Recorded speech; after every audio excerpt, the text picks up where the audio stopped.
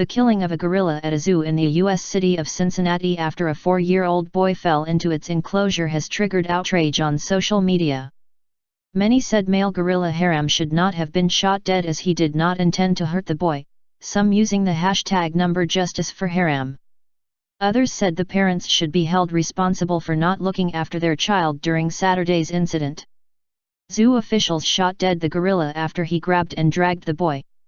The zoo said it had taken this action against the 400 pounds, 180 kilograms, gorilla as the situation was life-threatening.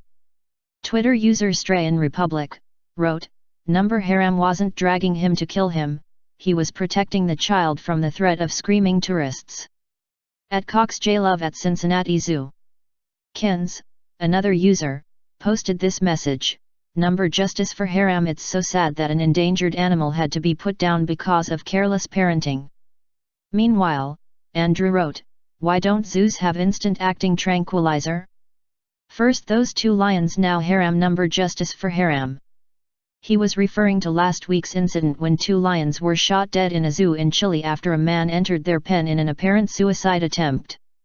More than 60,000 people have also signed a special petition, calling for the boy's parents to be held accountable for the lack of supervision and negligence that caused Harambe to lose his life. Devastated. Cincinnati Zoo has temporarily shut its gorilla exhibit following the incident. The boy had climbed through a barrier and fallen about 10 feet, into the moat. Video shows the boy being dragged through the shallow moat.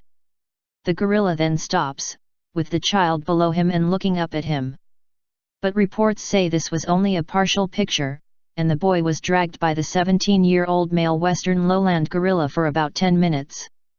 He was taken to a local hospital, and although no information about his condition has been released, it is believed he will fully recover. Zoo Director Thane Maynard said, the officials made a tough choice, and they made the right choice because they saved that little boy's life. It could have been very bad. He said a tranquilizer would not have had a quick enough effect. Mr. Maynard said that although the boy was not under attack, he certainly was at risk. He added, we are all devastated that this tragic accident resulted in the death of a critically endangered gorilla. This is a huge loss for the zoo family and the gorilla population worldwide.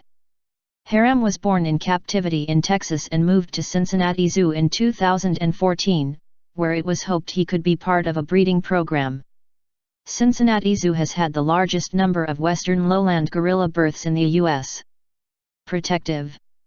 In a similar incident in 1986, on the island of Jersey, a Crown dependency of the UK, a 5-year-old boy fell into a gorilla enclosure. He lost consciousness, and a silverback gorilla called Jambo famously stood guard over him, protecting him from other gorillas and stroking his back. When the boy came round, he started to cry and the gorillas retreated, allowing keepers and an ambulanceman to rescue the child. A life-sized statue of Jambo fetched £18,000, $26,000, at auction, and he even appeared on jersey stamps. The western lowland subspecies inhabits West African rainforests and is the most numerous, although exact figures are not known. There are more than 500 in zoos worldwide. The shooting of the lions last week in Santiago, Chile, brought criticism from activists. Zoo officials said no fast-activating tranquilizers were available. The man had jumped into the enclosure and stripped naked.